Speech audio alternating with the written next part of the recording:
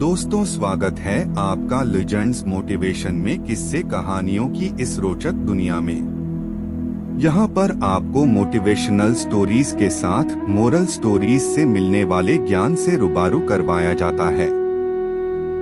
यहाँ हम आपके लिए ऐसी मोटिवेशनल स्टोरीज लेकर आते हैं जिसे पढ़ने से आपके जीवन में न सिर्फ एक सकारात्मक बदलाव आता है, बल्कि आप अपनी जिंदगी में वो सब कुछ हासिल कर पाते हो जिनकी आपने कल्पना की थी। गौतम बुद्ध के बचपन का जीवन बहुत ही ऐश्वर्य में बीता। उनके पास में सारी चीजें मौजूद थे जिससे वह एक अच्छा जीवन बिता सकते थे, लेकिन वह सब पाकर भी उन सब चीजों से संतुष्ट नहीं थे। उनका मन हमेशा सत्य को जानने के लिए विचलित रहता था। वह सत्य जीवन का परम सत्य था जिसे जानने के लिए महात्मा बुद्ध ने अपना घर बार सब कुछ छोड़ दिया। इसके बाद उनके जीवन में ढेरों परिवर्तन आए और उनके जीवन के इन्हीं परिवर्तनों से हम बहुत कुछ सीख सकते हैं। इसीलिए हम इस पोस्ट में महात्मा बुद्ध के जीवन के कुछ ऐसी कहानियों को लेकर आए हैं जिससे आपके जीवन में भी बदलाव जरूर आएंगे। तो चलिए पढ़ते हैं। क्रोध एक दुश्मन। एक समय की बात है, भगवान गौतम बुद्ध अपने शिष्यों के साथ बैठे हुए थे और उन्हें उपदेश दे रहे थे। तब उन्होंने अपने शिष्यों से कहा, क्रोध इंसान का सबसे बड़ा दुश्मन है। क्रोध करने वाला व्यक्ति खुद को हानि पहुंचाता ही है, लेकिन दूसरों को भी हानि पहुंचाता है।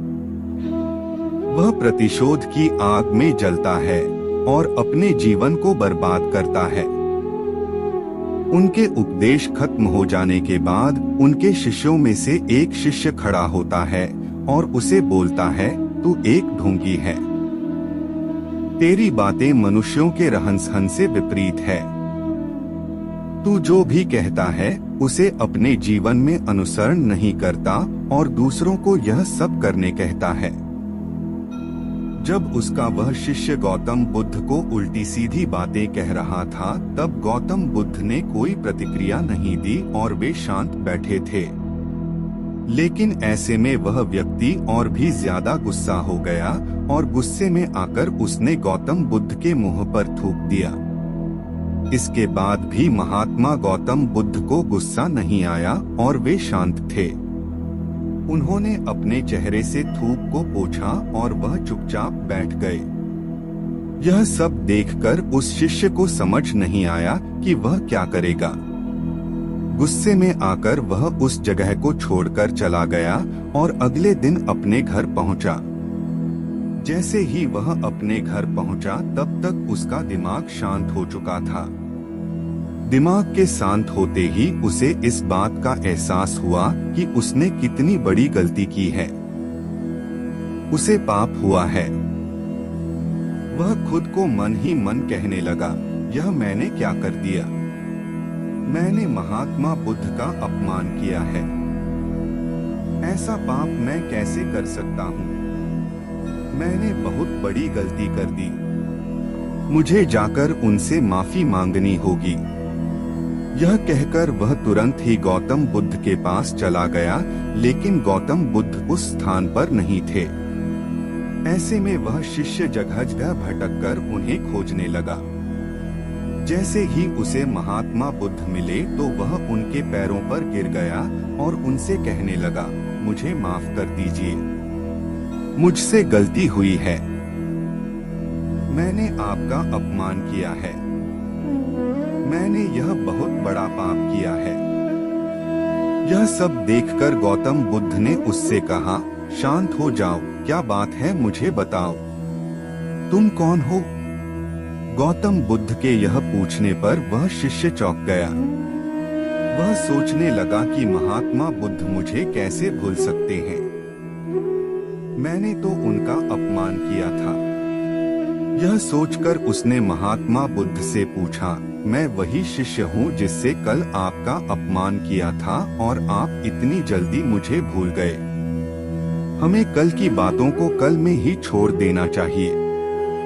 वह अच्छा हो या बुरा, उसके बारे में बार बार विचार नहीं करना चाहिए। मैं बीती हुई बातों को पीछे छोड़कर आगे चलता हूँ और ऐसा ही हम सबको भी करना चाहिए, महात्मा बुद्ध ने उस शिष्य से कहा। महात्मा बुद्ध की यह बातें सुनकर वह शिष्य और भी ज्यादा प्रभावित हुआ और उनसे बोला, मैं आज से आपकी हर बातों को माना करूँगा। इस कहानी से हमें यह सीख मिलती है कि क्रोध करना इंसान के लिए सबसे खतरनाक है। यह मनुष्य का सबसे बड़ा दुश्मन है जो उसे बर्बाद कर सकता है। इसलिए मनुष्य को कभी भी क्रोध नहीं करना चाहिए। इस कहानी से हमें यह भी सीख मिलती है कि बीती हुई बातों को हमें भूलकर आगे बढ़ना चाहिए। अगर कोई मनुष्य अपनी बीती हुई बातों पर ज्यादा ध्यान देता है तो उसका ध्यान पूरी तरह से भूतकाल में लगा होता है और वह इंसान कभी भी आगे बढ़ने की और विचार नहीं कर पाता। इसीलिए हमेशा पुरानी बातों को छोड़कर आगे बढ़ने की सोचे।